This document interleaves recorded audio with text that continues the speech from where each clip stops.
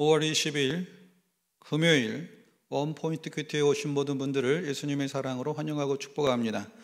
오늘 우리에게 주신 하나님의 말씀은 사무엘상 15장 22절에서 33절까지 말씀입니다. 사무엘상 15장 22절에서 33절까지 말씀을 다 함께 합독하시겠습니다.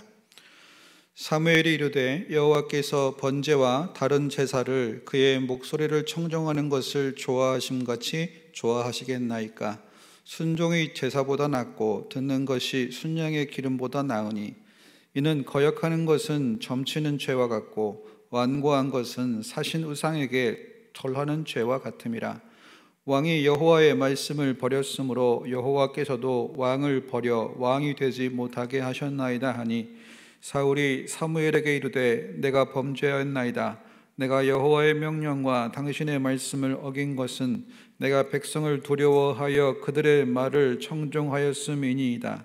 청하오니 지금 내 죄를 사하고 나와 함께 돌아가서 나로 하여금 여호와께 경배하게 하소서 하니 사무엘이 사울에게 이르되 나는 왕과 함께 돌아가지 아니하리니 이는 왕이 여호와의 말씀을 버렸으므로 여호와께서 왕을 버려 이스라엘 왕이 되지 못하게 하셨음이니이다 하고 사무엘이 가려고 돌아설 때에 사울이 그의 겉옷자락을 붙잡음에 찢어진지라. 사무엘이 그에게 이르되 여호와께서 오늘 이스라엘 나라를 왕에게서 떼어 왕보다 나은 왕의 이웃에게 주셨나이다. 이스라엘의 지존자는 거짓이나 변개함이 없으시니 그는 사람이 아니심으로 결코 변개하지 않으심이니이다 하니 사울이 이르되 내가 범죄하였을지라도 이제 청하옵나니 내 백성의 장로들 앞과 이스라엘 앞에서 나를 높이사 나와 함께 돌아가서 내가 당신의 하나님 여호와께 경배하게 하소서 하더라. 이에 사무엘이 돌이켜 사울을 따라가매 사울이 여호와께 경배하니라. 사무엘이 이르되 너희는 아말렉 사람의 왕 아각을 내게로 끌어오라 하였더니 아각이 즐거이 오며 이르되 진실로 사망의 괴로움이 지났도다 하니라. 사무엘이 이르되 내 칼이 여인들에게 자식이 없게 한 것 같이 여인 중 내 어미에게 자식이 없으리라 하고 그가 길갈에서 여호와 앞에서 아각을 찍어 쪼개니라. 아멘. 이 시간 찢어진 옷처럼이라는 제목으로 담임 목사님 말씀 전하시겠습니다. 할렐루야. 네, 오늘도 우리 이제 금요일 날을 맞이하면서 금요일 날은 불타는 금요일, 불금이 되시기 바랍니다. 어떤 불금이요? 성령의 불이 임하는 금요일, 또 한번 기도로 불이 붙는 금요일, 또 거룩한 순모임을 통하여 아주 새로운 동력의 불이 붙는 금요일, 그런 금요일을 꿈꾸시길 바랍니다. 오늘날 이 시대는 기도 없이는 살 수 없어요. 찬송과 예배 없이는 인간은 다 정신병자가 됩니다. 그러면서 여호와께 돌이켜 하나님의 법도를 행하여 가는 것만이 최상의 행복이고 축복이에요. 오늘도 이 사무엘상 15장 22절에서 23절 말씀을 33절 말씀을 통해서 찢어진 옷처럼 이런 표제를 붙여놨는데 이게 무슨 말씀인가요? 사울이 사무엘의 옷을 절박하게 붙잡았다는 거예요. 그러나 사무엘은 돌이켜보지도 않고 가는 바람에 사무엘의 옷이 찢겨졌다는 겁니다. 결국 그 옷이 찢겨진 것처럼, 찢겨져 떨어져 나간 것처럼 하나님의 몸에서 사울은 떨어져 나간 것이고 이스라엘도 영적으로 찢겨진 존재가 되는 겁니다. 지도자 한 사람의 여러분 잘못된 선택과 우둔한 행동이 결국은 깊은 공동체를 깊은 나락 속으로 떨어지게 만든 거예요. 오늘날 여기서 우리가 볼 수 있는 것은 오늘 바리새파, 사두개파 이런 사람들 하나님께서, 예수님께서 그렇게 독하게 욕을 했잖아요. 이 독사의 새끼들아. 우리는 요즘 개, 강아지 뭐 이런 등등의 욕으로 보편화되어 있습니다만은 독사라는 것은 엄청난 욕입니다. 우리 주님께서 그렇게 준열하게 탓하고 욕한 이유는 외식하는 자더라 했습니다. 자, 바카와 해안과 근처에 11절 드립니다. 1회에 한 번씩 금식합니다. 이 열정과 열심을 결코 우리는 예수님이 탓한 적은 없어요. 그러나 의와 거룩과 신은 버렸다. 중심이 하나님께 속하지 않았다. 마음은 아주 황량한 그야말로 인간의 탐욕의 밭이었다. 예루살렘 성전에서 제사하는 곳에서 장사치로 가득 채운 이 성전이 더럽혀진 것과 똑같은 마음이었다 하는 거예요. 그러니까 외모는 그럴싸한데 중심이 변화되지 않는 영혼. 자, 외적인 외모는 이제 교회를 오래 다녔기 때문에 죄송하지만 임직도 할 수 있어요. 때로는 어떤 때는 인정도 받을 수 있어요. 그러나 중심은 철저하게 하나님을 자기 중심적으로 이용해 먹으려고 할 때 결코 인간의 탐심의 영역을 벗어날 수가 없어요. 오늘 사울이 왕이 된 이후로 하나님은 나의 도울 자지 내가 경배할 자가 아닙니다. 우리는 잊지 말아야 합니다. 구원받은 목적은 하나님을 예배하기 위해서, 경배하기 위해서, 온전한 제사를 드리기 위해서. 이 순서가 바뀔 수 없어요. 부족해도 예배를 위하여 우리가 하나님 살려두시는 거고, 오늘 경배를 위하여 하나님이 우리에게 물질도 주시는 거고, 오늘 하루하루를 하나님 그렇게 해서 의미를 주시는 거예요. 자, 그런데 오늘 사무엘이 여기 중요한 얘기를 합니다. 22절에 사무엘이 이르되 여호와께서 번제와 다른 제사를 그의 목소리를 청종하는 것을 좋아하신 같이 좋아하시겠나이까? 순종이 제사보다 낫고 듣는 것이 양의 기름보다 나으니. 우리가 사무엘상에서 만나는 아주 유명한 표현이죠. 순종이 제사보다 낫고 듣는 것이 숫양의 기름보다 낫다. 당신이 가지고 있는 모든 것 속에서 하나님 말씀에 순종할 마음이 없다는 것이 여호와로 인하여 다치게 했고 버리게 했다 하는 거예요. 특별히 23절에 그 부분을 설명합니다. 이는 거역하는 것은 점치는 죄와 같고 완고한 것은 사신 우상에게 절하는 죄와 같음이라. 왕이 여호와의 말씀을 버렸으므로 여호와께서도 왕을 버려 왕이 되지 못하게 하셨나이다. 자, 이런 식의 표현은 사무엘서에서 아주 대조적으로 표현하는 법이에요.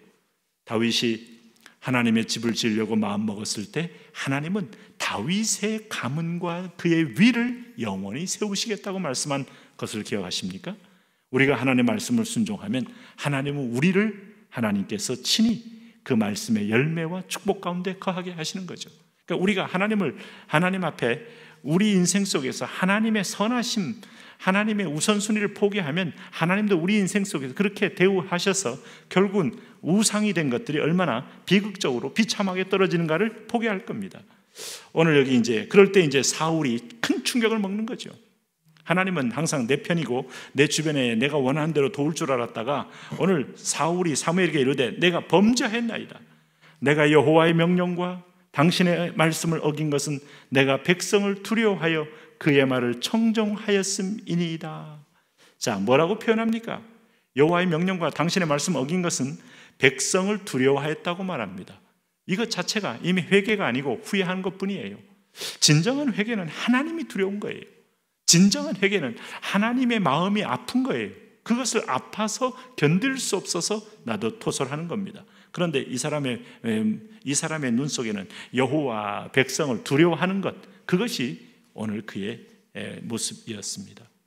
청하노니 지금 내 죄를 사하고 나와 함께 돌아가서 나로 하여금 여호와께 경배하게 하소서.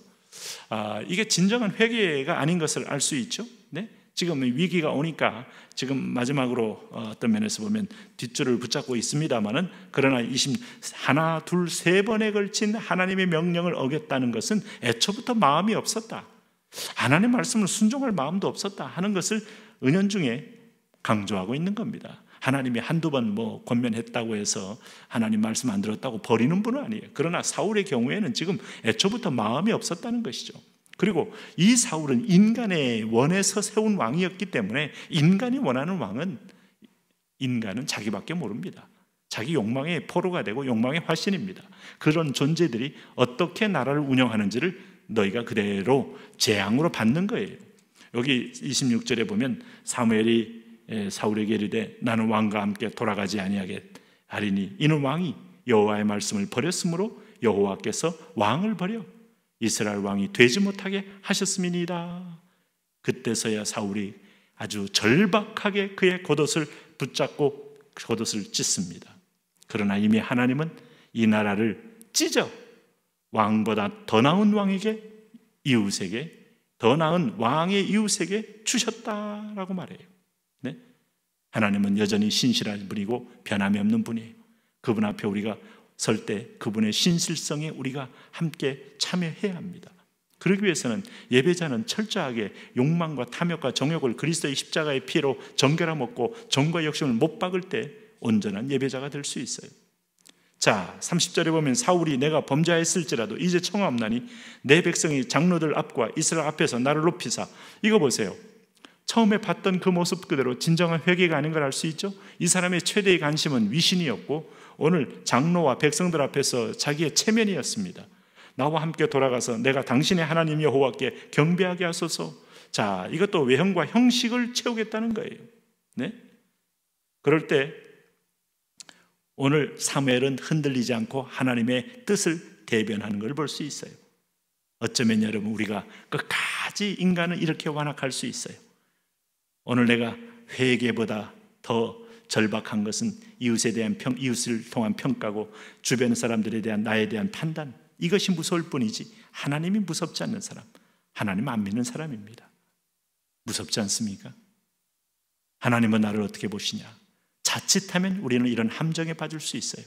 그래서 진솔하게 정직하게 여호와 앞에서 참으로 자기의 죄를 토설하고 기도하지 않으면 그 죄가 하나님과 나 사이를 가리기 때문에 하나님의 음성도 얼굴도 안 보이고 사람만 보이는 겁니다.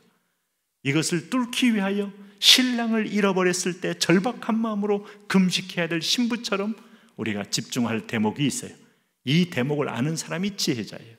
이 지혜를 가져야 신앙생활에서 우리가 일탈하지 않게 됩니다. 오늘 이 상황 속에서 사무엘은 오늘 여기 보세요. 33절에 사무엘이 이르되 내 칼이 여인들에게 자식이 없게 한 것 같이 여인 중에 내 어미에게 자식이 없게 하리라 하고 그가 길갈에서 여호와 앞에서 아각을 찍어 쪼개니라. 이 아각은 자신의 이 왕의 손에서 제사장의 손으로 넘어감을 알고 자신의 목숨이 부지될 걸 생각했지만은 완전히 거기서 찍어 없앰으로 하나님 명령의 단호함을 사무엘이 보여주고 떠납니다. 하나님 말씀은 끝까지 순종해야 합니다. 아니 99%의 순종보다 100% 순종해야 기적이 일어납니다. 하나님 오늘도 그런 순종의 사람 되게 하시고 평생 동안 순종으로 상급의 주인공 되게 하여 주옵소서. 예수님 이름으로 기도합니다.